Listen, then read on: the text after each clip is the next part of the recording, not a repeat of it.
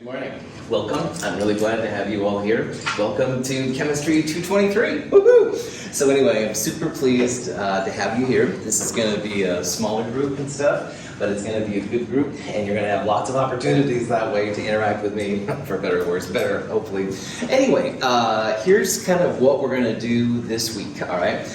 First of all, is we're going to start lecturing over Chapter 13, which is the first of the chapters we're going to do.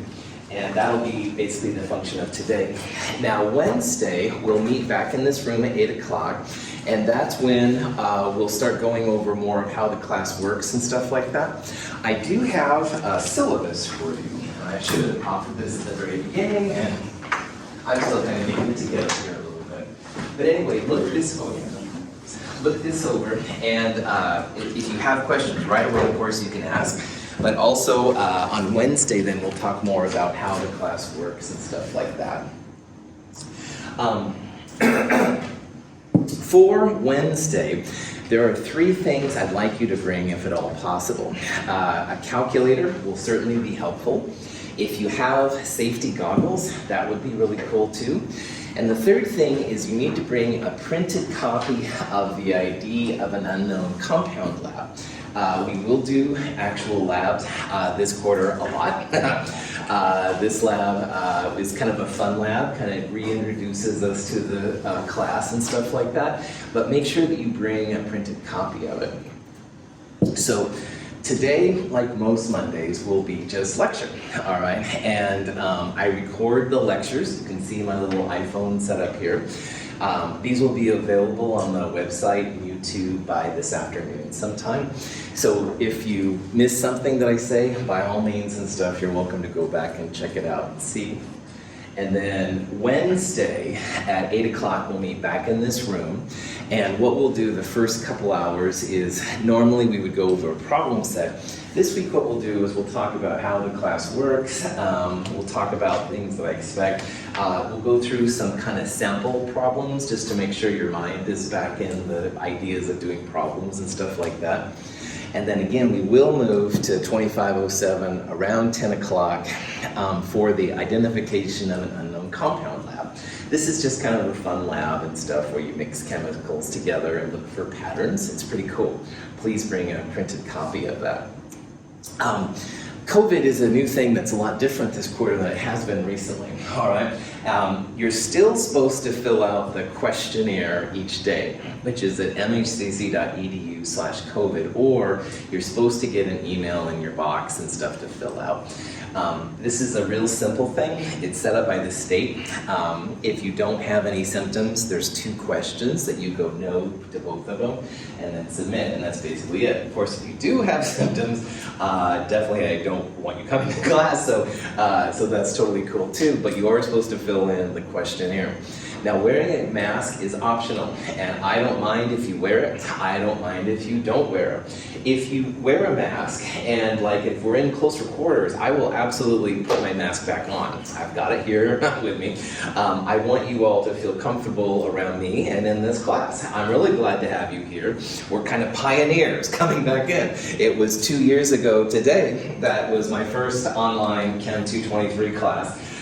So I'm totally respectful of how everybody's feeling, and I don't want anybody to feel nervous and stuff around me. If you have concerns you wish to email me about it, that's awesome too. I'm happy to talk to you about it and stuff. So that's a very, very fast overview of like this week. Does anyone have any questions on anything? Cool. My batteries and my remote control are dead. So at the break, I'm gonna go get some more batteries. I should have thought about that. No, didn't think about it. So anyway, it's a Monday, but it's a good Monday, and I'm really glad you're here. At any time, if you have questions and stuff on anything, I want you to let me know. I can read some of your body language better now and stuff, and hopefully you can see mine as well too. So without further ado, I guess I'll get started. Cool? Yes, glad to have you here. If a solution of lead ions is added to a solution of chloride ions, a precipitate of lead chloride forms. The equation for the reaction looks typical. If the sample is heated, the solid lead chloride goes back into solution. the reverse reaction takes place. This is an example of a reversible reaction. In the equation for such a reversible reaction, we use a bidirectional arrow. In Chem 221, we talked about how chlorides, bromides, and iodides are usually aqueous with other metals, unless you have the silver, mercury, or the lead 2+ ion.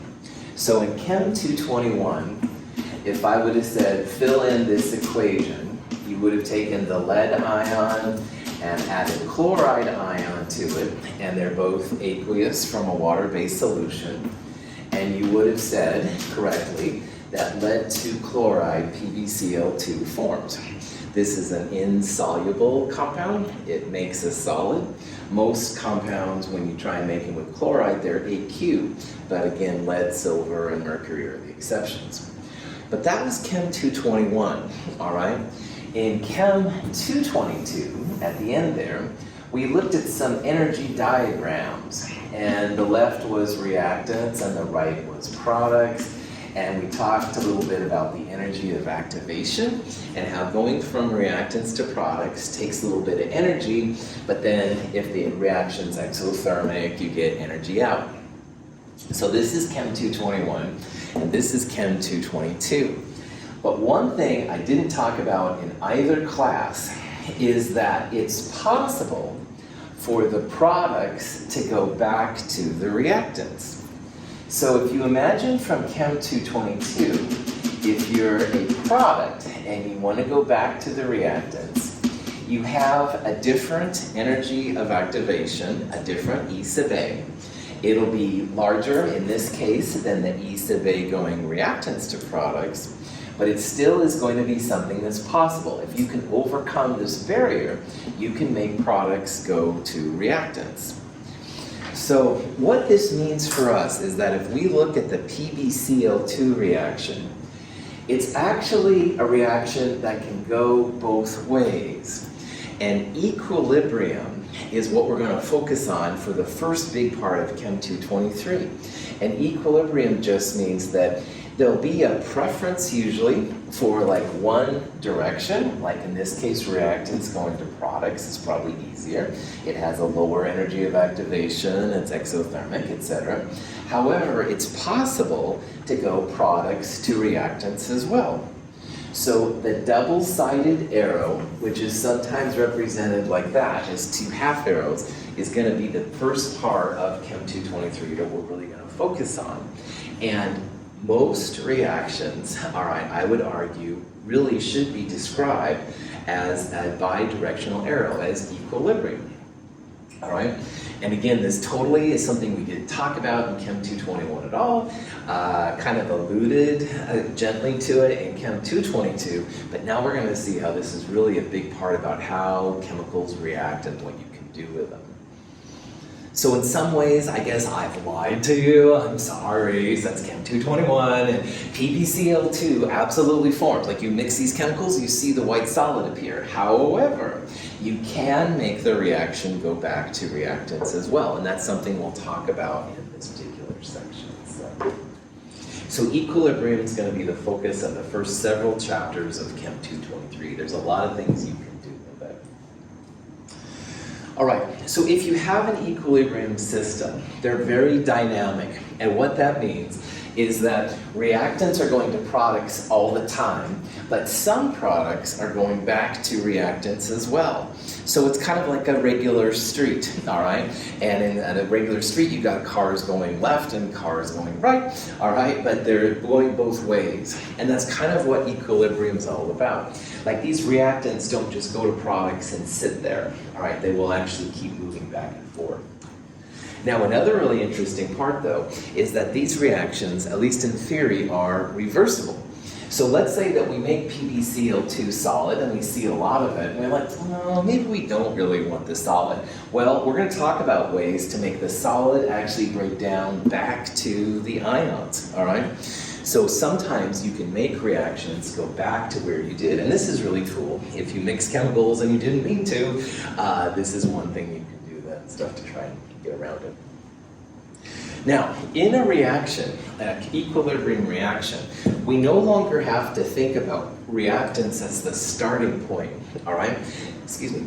You can think about the products as going back to reactants as well. So traditionally, reactants have been like our beginning and products have been the ending. But that's no longer what we have to do. We can think about product side as being the beginning and reactants as being the ending. So you can approach these chemical reactions now from both directions. And that's another powerful trait we'll see as we go through these different things. This is an example of a reaction that we're going to look at in a couple weeks from now in the lab. Cobalt is a compound that you can make it be kind of pink color and you can make it kind of blue color. I've always been really fascinated by color in chemistry, and so anything to do with color kind of gets your instructors going. But anyway, this is an example of a reaction. The pink compound on the left is the pink cobalt version. And the blue compound on the product side there, that's the blue cobalt version. And so what's happening is the pink color, the pink compound essentially adds to chlorides and several waters get kicked out to make the blue compound on the right. So this is thinking about the reaction as going from pink to blue. Now you can also though make the blue compound turn back to pink, all right? If you have the blue compound without the waters and you think, well, I kind of want the pink compound back, you can add extra waters to the reaction and make the pink color come out. So basically the chlorides are kicked out then at this point. So there's different ways to do this. You can do it chemically by adding things. You can also do it sometimes by changing the temperature. So you can see up there in the little picture, there's a beaker with ice around it. The ice, if I remember right, is the pink, it creates the pink version of the cobalt. On the other hand, if you heat it up, then you'll have the blue color going.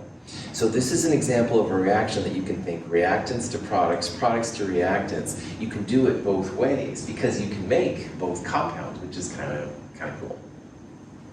At room temperature, a solution of cobalt chloride is pink in color. When we heat it, it gradually turns blue. If we then cool the solution in an ice bath, it turns pink again. The reaction reverses. So in this reaction, you could literally think about it, if you like, as I'll just put pink for the cobalt compound, pink in equilibrium with blue, all right? And I'm ignoring all the chlorides and the waters, et cetera, but you can think about it as pink going to blue, all right, which is the top version right there. But there's nothing wrong with thinking about it as blue going to pink, i.e. you're starting on the product side and going back to the reactant side. So both ways are fine in what we're talking about. Now, one reaction we're going to look at next week is this one right here. Iron 3 plus reacts with what's called the thiocyanide ion, SCN minus, and it makes this weird FeSCN2 plus. Now, if you look at these pictures, there's lots of water molecules around. We'll talk about why the water molecules are there, but honestly, for right now, you can ignore them. Just ignore the waters and think about it as an iron reacting with a thiocyanide to make this FeSCN compound. Now, SCN minus has a -1 charge. We're starting with an iron +3, so +3 and -1. This FeSCN2 thing on the right then gets a 2+ charge. Why we're going to study it is that the Fe3+ is almost colorless. It has a little bit of a yellow color.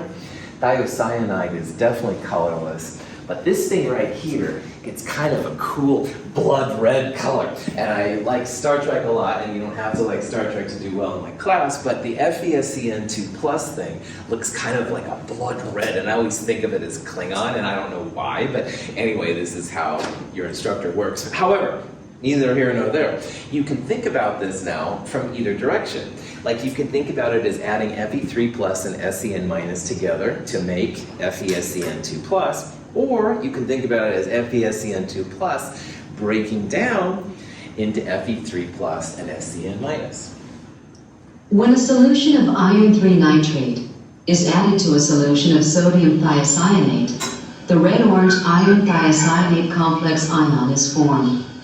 Although the reaction looks complete, substantial amounts of iron ion and thiocyanate ion remain unreacted in solution. When iron 3 ions contact thiocyanate ions in solution, they can react to form a complex ion, iron thiocyanate. As the reaction proceeds, product molecules can react in the reverse direction to separate and reform the original ions. Eventually, the concentrations of products and reactants become constant.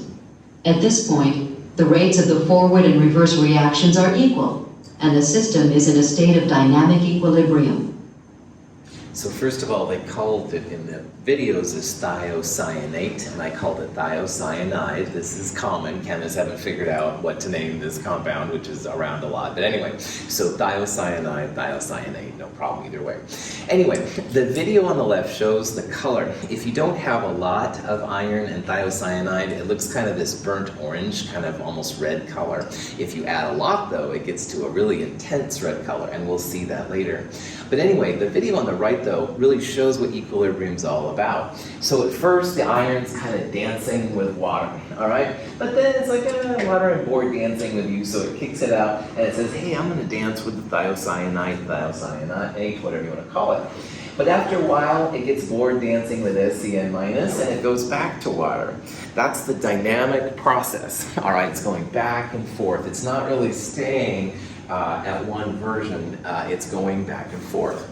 So the dynamic aspect of that is definitely being seen. And hopefully, because it's going back and forth, you can see how you can approach these reactions from either direction.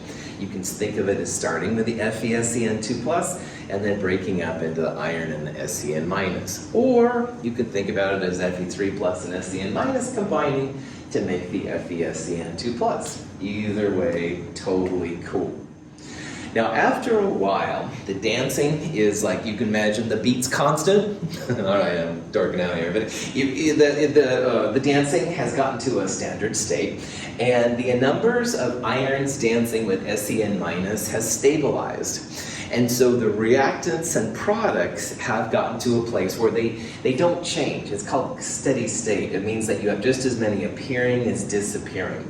In kinetics, we would say that the forward and reverse reactions are at a place where you're standing still, all right?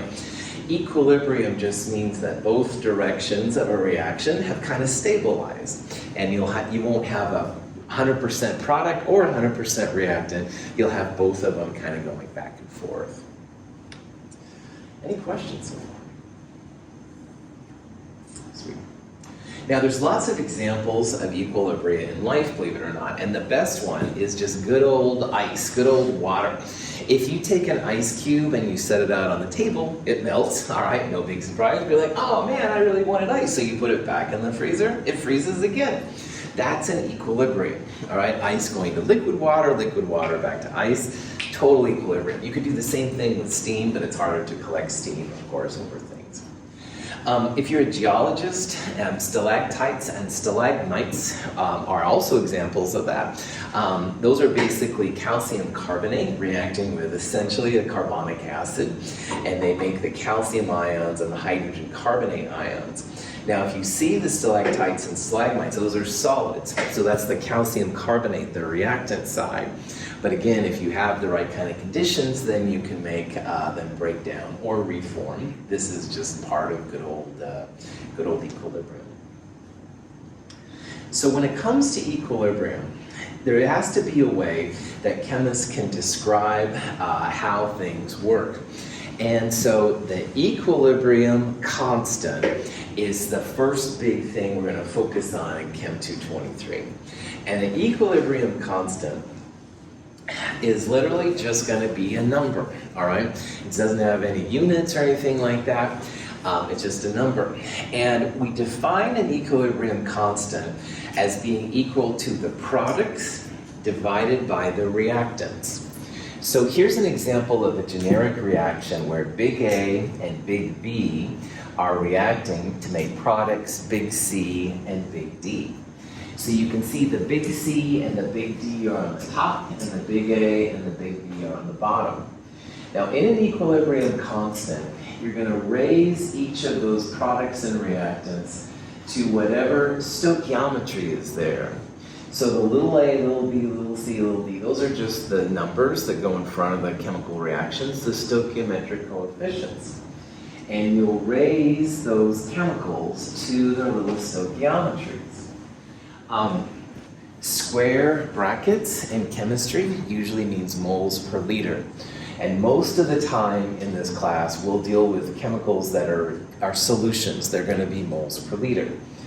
So you can imagine you could have like a moles per liter of chloride squared or a moles per liter of lead 2 plus, something like that. K is really cool. It's a constant as long as you don't change the temperature. You can change the temperature, and we'll talk more about that later in Chem 223. But most of the time right now, we're going to assume that equilibrium constants, big K, are super important. And the value of K will actually tell you if you have more products than reactants at equilibrium or more reactants than products. K will always be a positive number larger than 0. You'll never have negative Ks. You shouldn't have Ks equal to 0.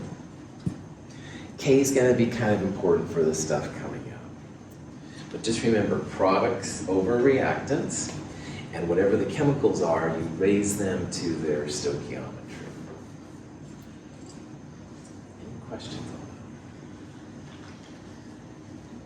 that? Okay.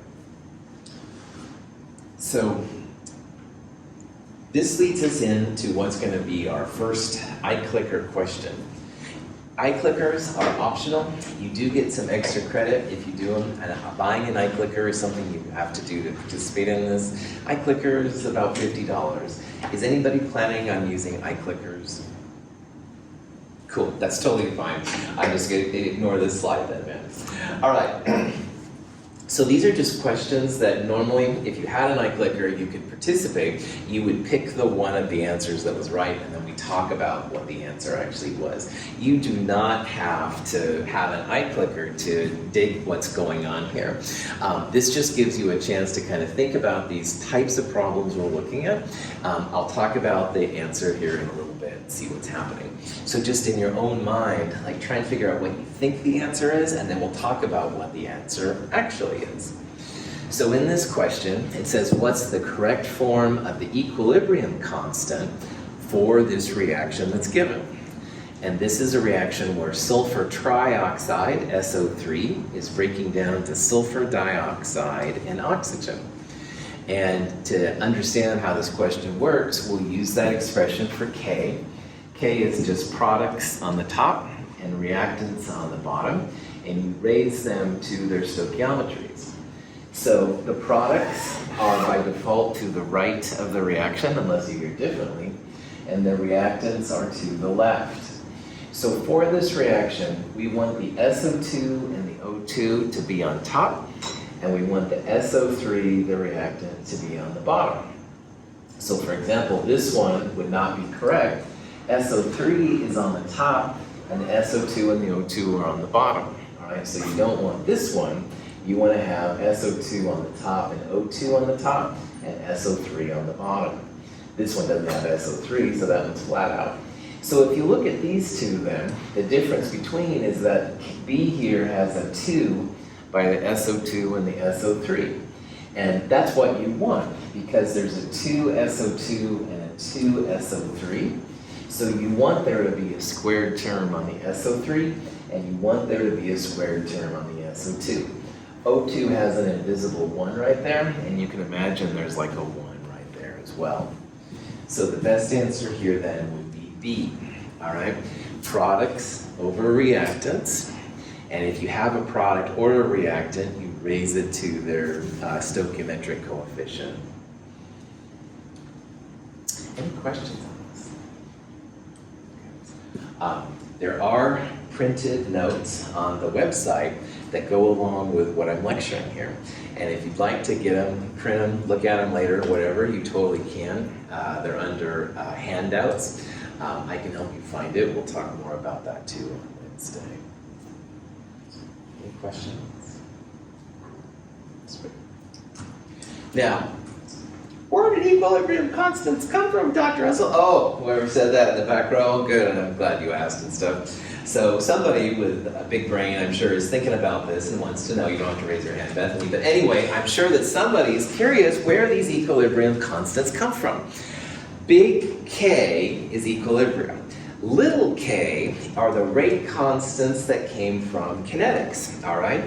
And if you think about a reaction with a forward K and a reverse K, you could get into something like this. So 2NO2 is in equilibrium with N2O4. So N2O4 is the product, NO2 is the reactant.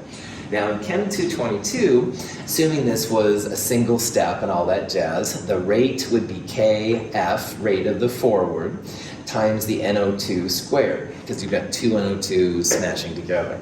But if you think about it from the N2O4's perspective, going to NO2, then you would have the reverse reaction, i.e. going right to left, as some kind of K reverse rate constant times just N2O4 to the first power, because the N2O4 would have to break down to make it. Well, sure enough, if you get to equilibrium, your forward rate and the reverse rate should be the same, all right? Because that's what equilibrium is. You don't have one impinging on the other. They're in a steady state. So if the two rates are equal, then you can set those two expressions equal to each other. And sure enough, then, the way that chemists have done it, products over reactants, the N2O4 would be divided by NO2 squared. And Kf over Kr is just going to be two numbers. In Chem 222, we talked about how the little k's are just numbers, they're unitless. But anyway, that's where the big K comes from. It's basically the forward rate constant divided by the reverse rate constant. You will never need to know this. This isn't anything important, but if you're thinking about it, Juliana, then anyway, then you'll know and stuff that in the future that it just comes from old kinetics. So, darn you kinetics. I mean, wonderful power of kinetics that helps us in chemistry. So, any questions on that? Now, this picture right here shows how H2 and I2 react to form HI, hydrogen monoiodide. And in this reaction, all right, the y-axis is the concentration. So you can see here that the concentration of HI is 0, and the H2 and I2 are equal concentrations, but they're like what you add in, and we're adding equal amounts. So in this reaction, the H2 and the I2 come together to make HI. And as they come together, the little blue and little red lines are decreasing because they're being used up.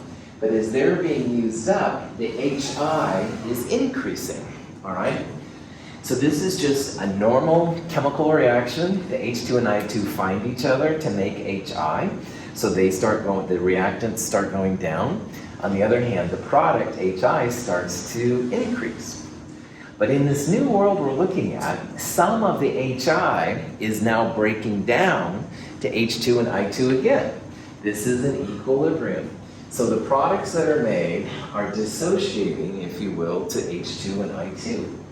So you can see here that instead of just going straight up and these going straight down, you get to the point where they're kind of begin to curve down. They begin to equilibrate, all right?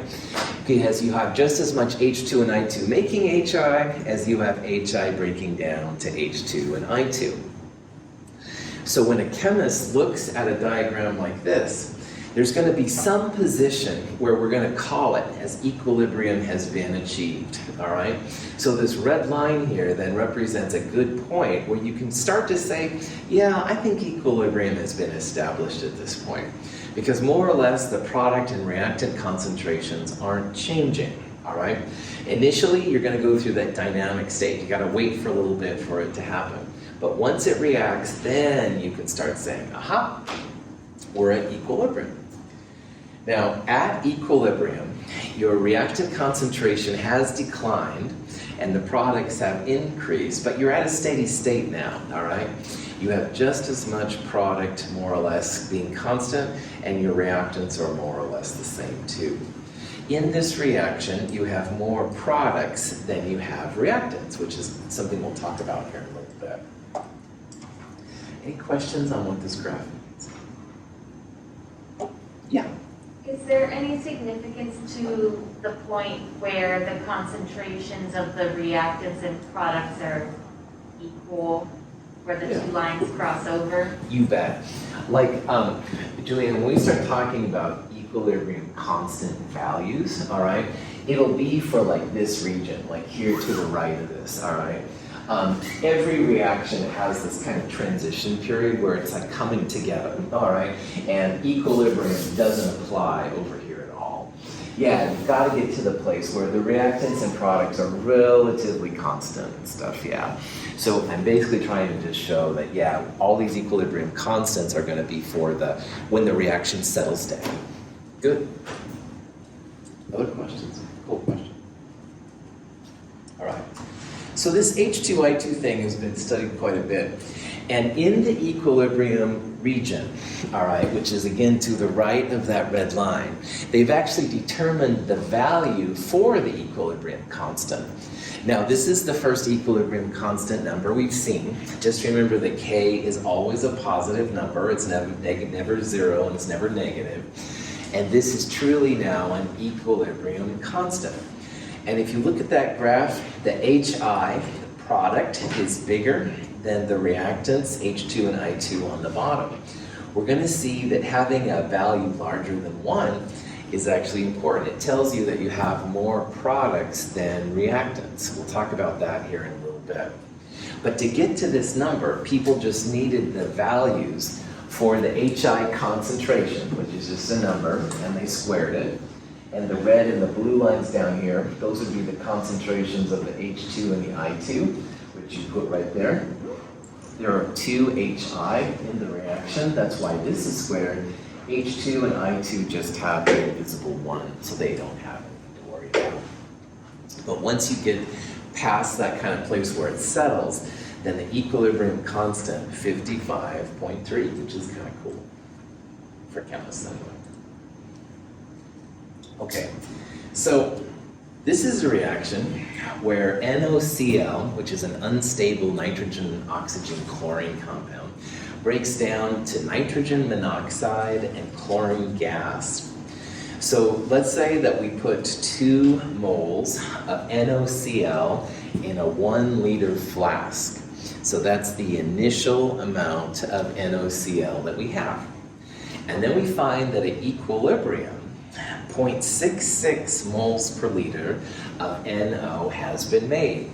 We can actually use all of this information to calculate the value of the equilibrium constant K. So notice here that we're starting the initial amount of NOCl 2 moles per liter, 2.00 molar. We initially don't have any NO or any Cl2. But once everything settles out, like Julianne asked about, then we get to the equilibrium region. And we found that the NO concentration is 0.66 moles per liter. We can use this information again to get our own value of K for this particular reaction. It's cool. So if you have a problem where you need to find a value of K, you need to do what's called an ICE table. And ICE is, of course, an acronym. And to create an ICE table, you first of all start off by putting all of the reactants and products that are going to be part of your equilibrium. So in this case, the NOCl, the reactant, I would put that first. I usually put reactants first and products second. Then you put the NO and the Cl2, which are the 2 products. Now, ICE stands for, the I is initial, and initially, when the reaction starts, we have 2.00 moles per liter. Remember that anything in square brackets is molarity, it's moles per liter. So 2 moles divided by 1 liter, 2.00 moles per liter, and we don't have any NO or Cl2. Now, the I of ice is initial. The C of ice stands for change. And I'll talk about that in a little bit. But the E of ice stands for equilibrium. And the other piece of information we have here is that at equilibrium, 0.66 moles per liter of NO is made. So let me recreate the ice table.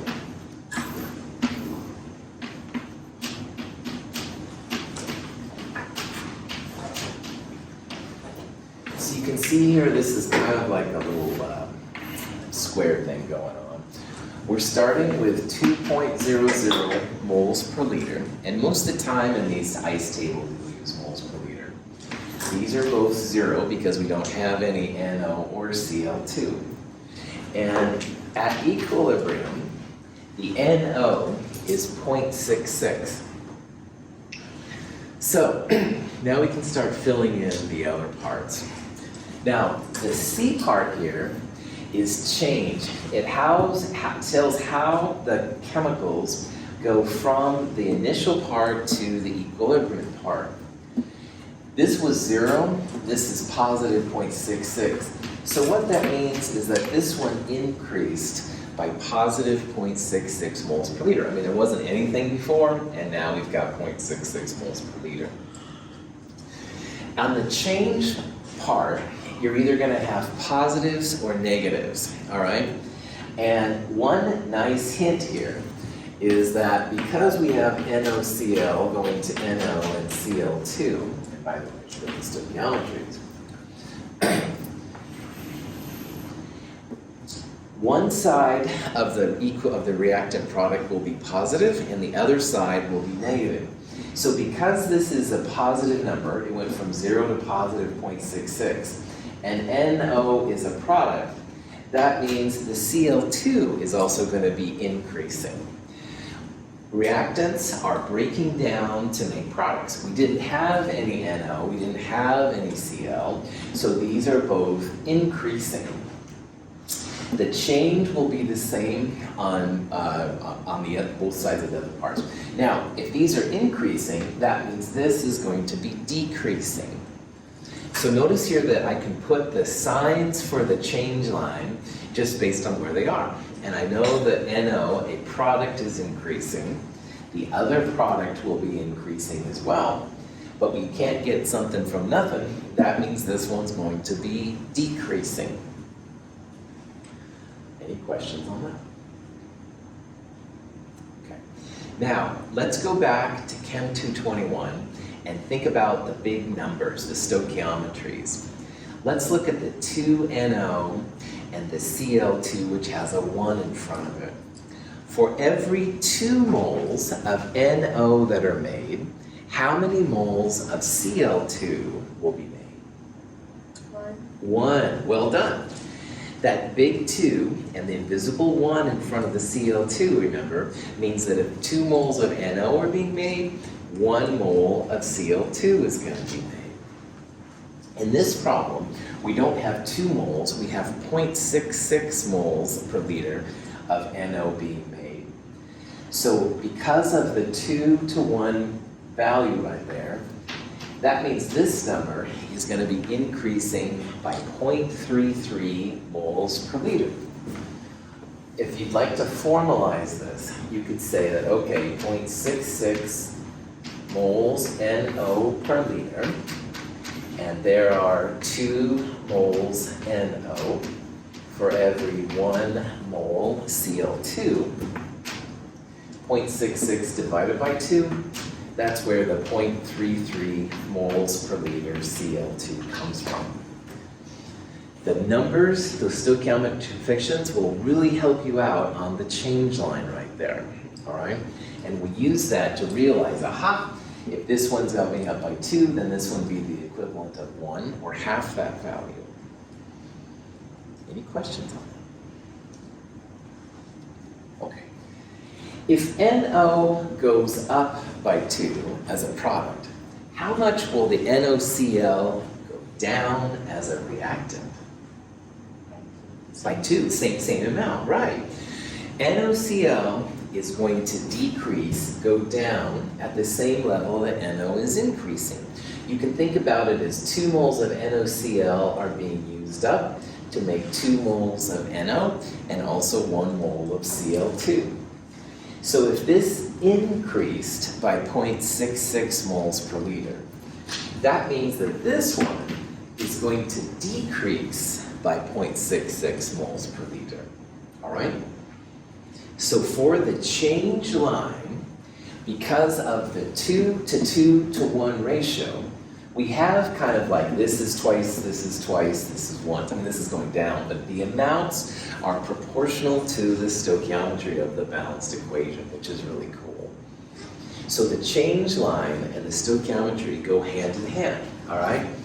One side, usually reactants, will be decreasing, products usually increasing. But the 2 to 1 ratio should be seen in these numbers right there.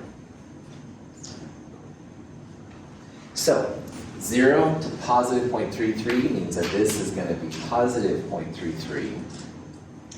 2 minus 0.166 is what we're going to put right here. I think that's 0.134, but I can't remember my name some days. Yes, 0.134. So notice how the equilibrium line, literally top initial, and then you do whatever the change is to get the equilibrium. The NaCl, the reactant, has decreased because we only started with reactant. It has to go down because at equilibrium, these values can't be 0. They can't be negative either. So these have to increase. This goes down by 0.66. This one goes up by 0.66. This goes up by 0.33 because it's 2 to 1. So at equilibrium, these values right there. Any questions?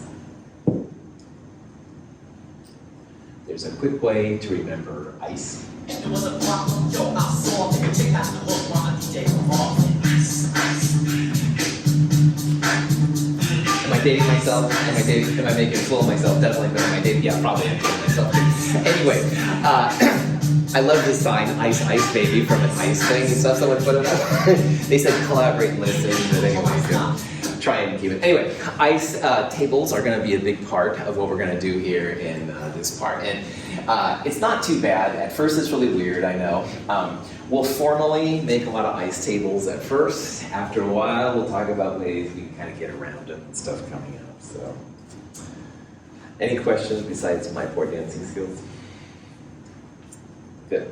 So anyway, now we've got all the equilibrium values for our equilibrium constant. So the last thing to do is just to find out what this value of K is going to be. Now remember, K, products over reactants. So the NO and the Cl2 are the products, and the NoCl on the bottom is the reactant. Also notice the NO is squared, and NoCl are squared because they have 2's in front of them. The Cl2 has just an invisible power of 1 right there because there's just a 1 in front of the stoichiometry. But anyway, what we want to do now is add those equilibrium values. So we'll put 1.34 into the NoCl and we'll square it. That'll be the bottom.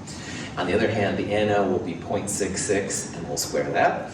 Multiply it by 0.33, etc. So you do all that jazz. 0.080 is the answer. 2 sig figs because of the 0.66 number. Yeah, Julian. Because this isn't kinetic rate constants, we're looking at specifically the equilibrium concentrations? Yeah, that's right. Exactly. That's right. So you have to wait a little bit. And Julian, every reaction is different. That could mean decades. It could mean milliseconds. All right. Most reactions, and the reactions we'll look at in lab, for example, are pretty fast. All right. But in the real world, yeah, especially like in geology and stuff, you got to think about these things a little bit to see if they're actually at equilibrium. Good question. Other questions? All right, so in this problem, we started with initial NoCl, and we had 1 equilibrium value. So the ice table was super helpful, all right? The ice table, we didn't have any NO or Cl to begin with, but if this one went to 0.66 moles per liter at equilibrium, that means this increased by 0.66. And because the change line, the middle part here, middle row, is dependent on the stoichiometries that we were able to figure out, aha, 0.33 is what the Cl2 increased, and if this went up by 0.66, this one went down by 0.66, 2 to 2, all right? So at the equilibrium, 2 minus 0.66, 1.34, these are these values right here, plug and chug, get a K, knocking it out of the park. Remember, the equilibrium values are never negative. So you wouldn't, if you started with 0, you wouldn't have a negative right here. These would have to be positive, all right? That's one thing, because the equilibrium constant's always greater than 0. They might be super small, but they're always going to be greater than 0. And then these were the values that we used to find the equilibrium constant. So you've got to have those equilibrium values. Any questions? Does it matter which equilibrium constant they give us? Or The important part, Moy, is that right? Yeah. Yeah, good. All right. Fair. I want you to, I'm glad to have you here. All right, equilibrium really depends on how you write the expression. So absolutely, like if I told you to figure out the equilibrium constant for NOCl going to NO and CO2, in theory you could flip it around, all right? You'd have a different K and all that kind of stuff. So you've really got to focus in on what the problem or is asking or what the instructor is giving you, basically, yeah. So make sure that you use the values that are given. Like, we'll talk about ways to manipulate K's, but if I say what's the value of this equilibrium constant and you flip it, you might have the right answer for the flipped reaction, but it wouldn't be for the way it was expressed. And you will see, like in all science, like if we found a K for making silver chloride, you know, here in Google it would be one version, and if you look on Bing it would be another one that's slightly different. Hopefully they're close, but that's also something you should think about. So on these problems, just make sure that you use like values I don't give you, just to make sure we're all on the same page. Is that a good answer? That's not really what I asked. Okay, then ask again, sorry. Okay, I just asked like if it matters which one of the changes they give us, like, that's what I was asking. Cool. So what I can say then is change is always going to be based on the balanced chemical reaction. All right. So in this one, yeah, you'd want to use 2, 2, and 1. I mean, you could have like 1, 1, and 1/2, and these numbers would be different. So make sure that you use whatever's given in there and stuff. Okay. Is that cool? Yeah. All right, good. You can ask questions 100 times. Your questions are always important to me. My answers might be a little lame sometimes. So keep asking until I give you what you need. Oh gosh, excellent question. Other questions? All right. Going along with what Moy said, there's some things we need to talk about when it comes to equilibrium expressions. Now, most of the time in this class, we're going to use solutions, and that means molarity, moles per liter, things that are aqueous if they're water-based. You can have gases as well, which is no problem, but you never want to put solids or liquids in equilibrium expressions. So this is an example of an equilibrium expression for making sulfur dioxide. And sulfur dioxide in this process comes from sulfur, which is a solid. So sulfur plus oxygen makes SO2. So if you were to write the equilibrium expression for this product, SO2 on top, O2 on the bottom. But notice how there's no so solid sulfur, all right? Solids and liquids are always kept out of equilibrium expressions. You always put gases and solutions, AQ things in. That's what we'll do most of the time, but you don't put any solids or liquids in. Here's an example of making ammonium from ammonia. And just as a quick reminder, ammonia is NH3 and ammonium is NH4+. This is big time an equilibrium expression. So we've been dancing around ammonia and ammonium since Chem 221. It's always in equilibrium with itself. But anyway, you can make ammonium from ammonia by adding water to ammonia. But water at room temperature is a liquid. So at equilibrium for this expression, you would write ammonium times hydroxide, and you would divide it by ammonia, but you would keep the water out, all right? No liquids, no solids in the expression, so. So here's a question that's kind of cool that talks about this. If you take a piece of potassium and you place it in water, it's very exothermic, very violent. But anyway, it is actually technically in equilibrium. It makes potassium hydroxide and hydrogen gas. So it says, okay, write an equilibrium expression for this reaction. Well, punchline, only put aqueous and gases things in the equilibrium expression. You don't put liquids or solids. So for this reaction, you can see that all of the reactants are solids and liquids. K is a solid, water is a liquid. On the other hand, KOH is a solution and hydrogen is a gas, so you would put both of those in there. So if all the reactants are solids and liquids, that means you don't put them in. If you have a situation like that, then you just have that all equal to 1.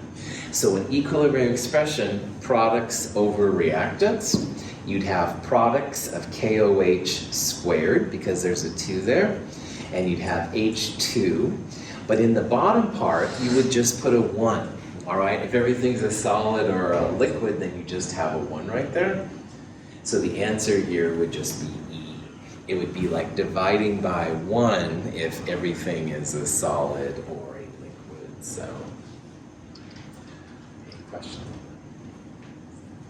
Gases are kind of interesting because you can have so many moles of gas in a certain flask of volume, and that is a molarity. There's lots of interesting things you can do with gases, we'll see. Going back to what Noy said, which was really good, it's so important in this section that we're all talking about the same reaction. So for an example of what I mean by this, here's that sulfur dioxide reaction again, where sulfur and oxygen are combining to make sulfur dioxide. Pull the solids and liquids out. So K here would be SO2, the product, divided by O2, the reactant. S is a solid, so it's not in that one. And let's call this one K1. Well, sulfur dioxide is actually pretty reactive into itself, and it can react further with another oxygen to make sulfur trioxide. Sulfur trioxide is a precursor to sulfuric acid. So for this second reaction then, the product would be SO3, a gas, and the reactants, SO2, and O2 you would raise to the 1/2 power. Now in math, if you raise something to the 1/2 power, what's another way to say that that's more common? Square root. Square root, outstanding. It's like taking the square root of the oxygen. So if you see that little 1/2, just FYI, it's like a square root kind of thing. Now let's say that Jonah and I think, man, we're not going to deal with these individual expressions. We're going to go straight from reactants to products. So we want to combine these K1 and K2 reactions together. And you can absolutely do that. Because if you combine these two together, combining K1 and K2, SO2 is a product here, and SO2 is a reactant there. So the SO2s, if we combine these two, will cancel out. It's like subtracting X from both sides in a reaction. Sulfur, the reactant, is a solid, so that's not part of it in the equilibrium expression. But notice here the oxygens. 1 O2 plus 1/2 O2 gives 1/2 or 3/2 O2. So if you combine these two together, the SO3 stays, the sulfur as a solid stays, 3/2 O2. The net K here would be SO3 divided by O2 to the 3/2 power. Chemists hate fractions. This is one of the reasons why chemists hate them, because it's awkward, but it's totally stuff your calculator can help you out with. So K net then we would describe as SO3 divided by O2 to the 3/2 power, or if Jonah finds in the literature values for K1 and K2, we can literally multiply these together. So let's say that Jonah finds that K1 is equal to 5 and K2 is equal to 10. Scientists have studied it. Well, 5 times 10 means that the K net should be about 50, which is also pretty cool. This is why having other scientists to talk with can be really important sometimes. So this just shows that if you have multiple equations, you can combine them together and stuff in order to get an overall value. Questions on that? Now, Alfonso says, Russell, I really hate fractions, and I'll be honest, I do too. So here's the same old S plus 3 halves O2 making SO3, which has that lame fraction. And I agree, I don't really like fractions either. So what the heck, let's multiply everything through by 2. All right, so instead of having 1S, we'll have 2S. And 3 halves times 2 is 3, and SO3 times 2 is 2SO3. No problem. Our new K, all right, will equal SO3 quantity squared divided by O2 to the third power, which is awesome. However, if Jonah and I worked earlier on this value and we had 50, all right, well, the old value squared would be equal to the new K that Alfonso's looking for.